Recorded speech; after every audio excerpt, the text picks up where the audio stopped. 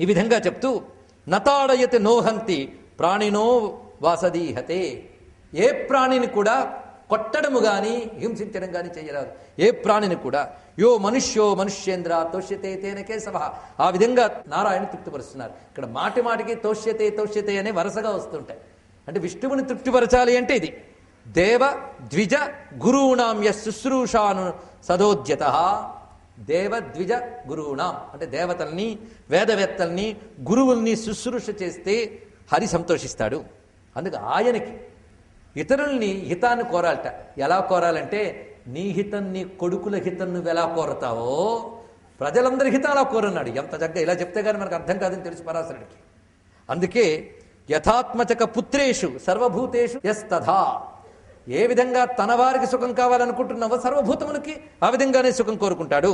అటువంటి వాడు స్వామికి ప్రీతి కలిగించగలడు.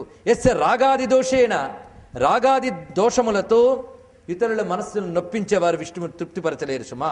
అందుకు వర్ణాశ్రమాది ధర్మములతో పాటు ఈ సామాన్య ధర్మములు ఉండాలనగానే అడిగట్ట మైత్రేయుడు. వర్ణాశ్రమ ధర్మాలు అన్నావు కదా, వాడి గురించి వివరిస్తావా అని అడిగాడండి ఇక్కడ. ఎందుకంటే చాలా ముఖ్యం అంటున్నావు, అది చెప్తావా అంటే అప్పుడు వివరిస్తున్నాడు. 4 వర్ణముల వారికి ధర్మములు ఉన్నాయనైనా అవి జాగ్రత్తగా చెప్తున్నాను విను. ఇందులో మొదటి వాడైనటువంటి విప్రుడు గురించి చెప్తున్నారు. దానందజ్జేదేవాన్ యజ్ఞే స్వాధ్యాయ తత్పర.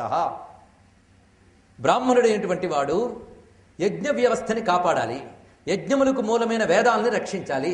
దానికోసం వాడు నిరంతరం వాటిని అధ్యయనం చేస్తూ పవిత్రమైన జీవనం గడుపుతూ. ఎందుకంటే వేదములు మామూలు టెక్స్ట్ బుక్లు కావు, లౌకిక విద్యలు కావు. లౌకిక విద్యలను పడుకుని చదివినా స్నానం చేయకుండా చదివినా ఫలిస్తాయి, అది వేరే విషయం. కానీ వేద విద్య మాత్రం పవిత్రమైన జీవన విధానం ఉండాలి. అది లోకంలో అందరికీ సాధ్యం కాదు. ఎందుకంటే ఒక్కొక్కరి జీవన విధానం, ఆచార వ్యవహారాలు, ఆహార వ్యవహారాలు ఒక్కొక్కలాగా ఉంటాయి. అందరూ అది చేస్తారు ఆ జీవన విధానం అంటే ఎలా కుదురుతుందండి? ప్రతివాడు 12 గంటల వరకు అగ్నిహోత్రం చేస్తానంటే పంటలు పండించే వాళ్ళు ఎవరు? రాజ్యపాలన చూసేవాళ్ళు ఎవరు? అందుకు సమాజంలో ఇవి శ్రమ విభజనలు, అంతేగాని హెచ్చు తగ్గులు కావు. ఇది గుర్తుపెట్టుకోవాలి.